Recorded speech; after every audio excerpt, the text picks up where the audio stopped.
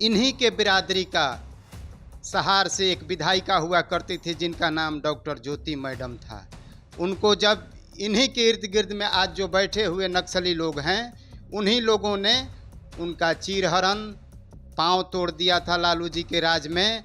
ज्योति madam को बचाने के वजह से हमारे पिताजी का हत्या हुआ था। इस समय हमारे पॉकेट में कलम और पेंसिल होना चाहिए था। इस पॉकेट में कंधे पर बंदूक और गोली हुआ करता था। इस समय प्रशासन भी पस्त हो गई थी।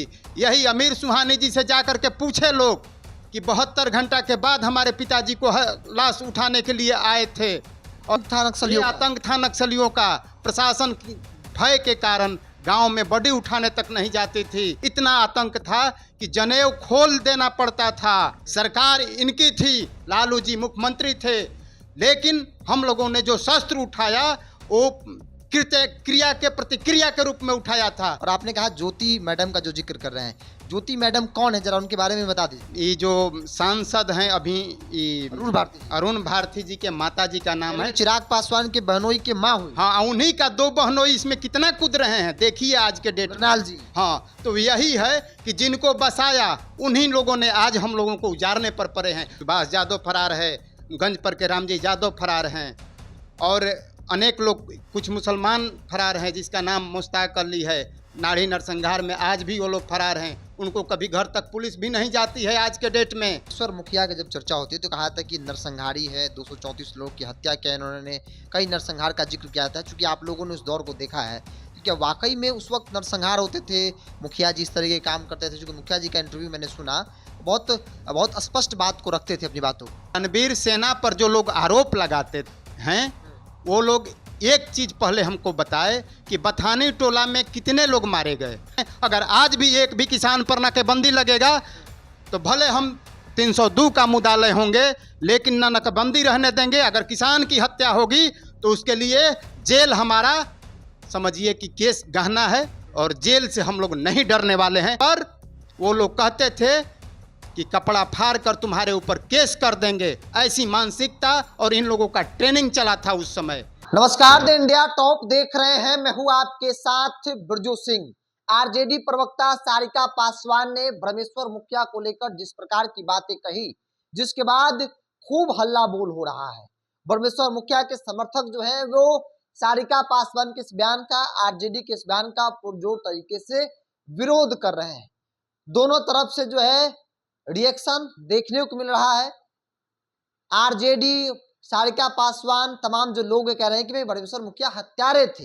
मेरे साथ ओम नारायण जी हैं, ब्रह्मेश्वर मुखिया हत्याकांड मामले में सीबीआई के गवाह भी है, और ब्रह्मेश्वर मुखिया को आपने करीब से देखा है। जिस तरह की बातें कही जा रही है मीडिया में, सारिका पासवान ने जो कहा आपके ब्रह्मेश्वर मुखिया को लेकर, क्या मानते हैं आप लोग? देखिए, सारिका पासवान जी अभी हमारे समाज को, कितना दयालु हमारा समाज था ये नहीं जानती हैं। जो इन्होंने अभद्र टिप्पणियां की हैं मुखिया जी पर, ये सरासर गलत है इनका कहना।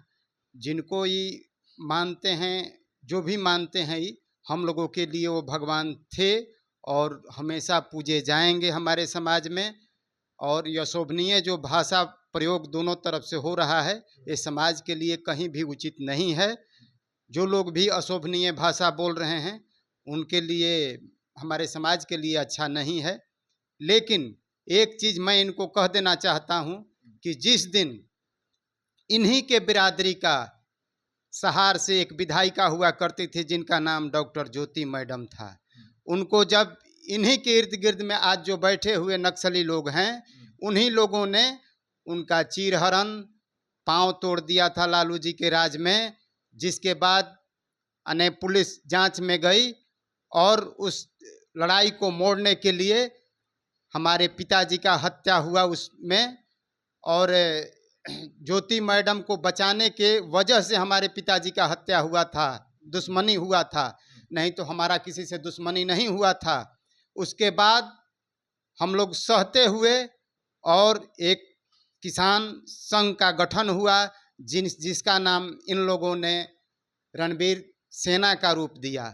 जिस समय हमारे पॉकेट में कलम और पेंसिल होना चाहिए था, इस पॉकेट में कंधे पर बंदूक और गोली हुआ करता था, क्योंकि हमें भय लगा रहता था कि नक्सलियों ने हमारे पिताजी का निर्दोष थे हत्या किया है, कल को हमारा भी कर देगा। वो भय से बचने के लिए कंधा पर बंदूक और गोली लिया करते थे। जिस समय प्रशासन भी पस्त हो गई थी, यही अमीर सुहानी जी से जाकर के पूछे लोग कि 72 घंटा के बाद हमारे पिताजी को लाश उठाने के लिए आए थे और प्रशासन मौन हो चुकी थी, FIR नहीं लिखी जा रही थी। आतंक था नक्सलियों का। आतंक था नक्सलियों का। प्रशासन भय के कारण गांव में बॉडी उठाने तक नहीं जाती थी। लोग बाजार जाते थे लेकिन लौटना मुश्किल हो गया था। इतना आतंक था कि जनेऊ खोल देना पड़ता था बाजार जाने और लौटने के समय में।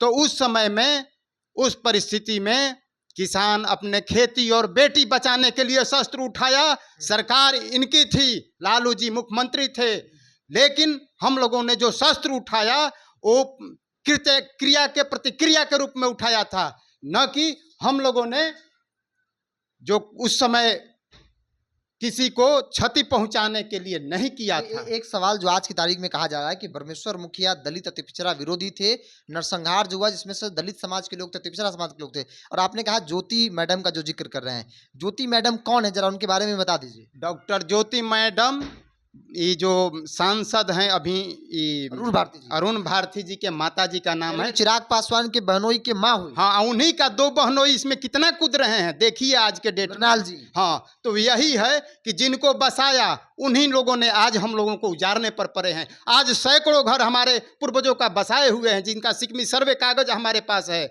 और वही लोग इस उग्रवादी में आज भी वो लोग फरार हैं। अनेकों का कहिए तो नाम धर दें, सुभाष यादव फरार है, गंज पर के रामजी यादव फरार हैं, और अनेक लोग, कुछ मुसलमान फरार हैं जिसका नाम मुश्ताक अली है। नाड़ी नरसंहार में आज भी वो लोग फरार हैं। उनको कभी घर तक पुलिस भी नहीं जाती है। आज के डेट में 30-31 साल हो गया, लेकिन आज भी वो फरार कहाँ हैं? इसी देश में न है कि विदेश चले गए हैं? कभी पुलिस प्रशासन पकड़ने की कोशिश की है?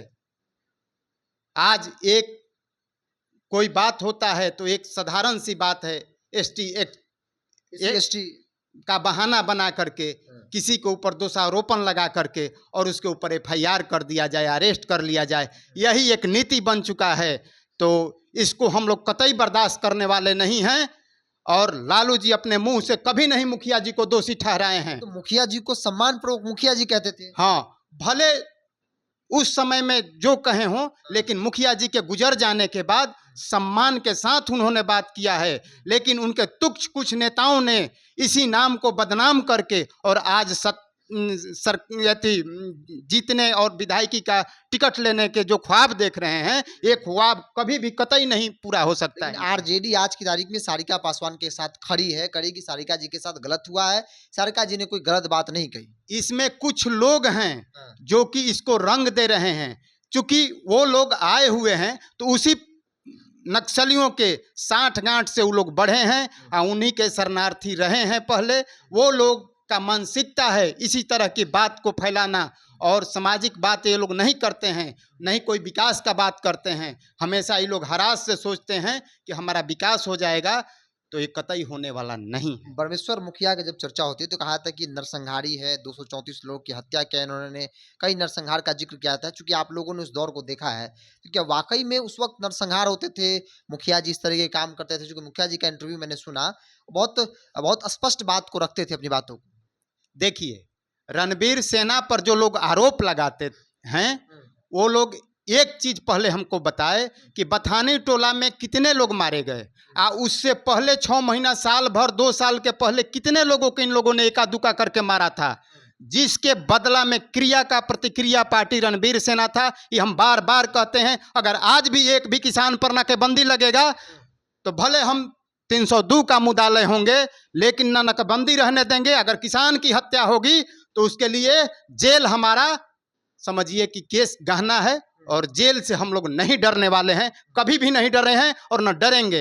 अपने समाज की रक्षा करना, अपने किसानों की रक्षा करना, ये हमारा परम धर्म है और परम कर्तव्य है। उसके बाद है कोई, ये चीन और पाकिस्तान के पैसा से पलने वाला, ये जितने मानसिकता वाले लोग हैं, वही लोग यहाँ के भारत के किसानों को नहीं चाहते हैं किसानी करने देना अमन चैन से। उस समय धान काट लिया जाता था और घास से तोप दिया जाता था।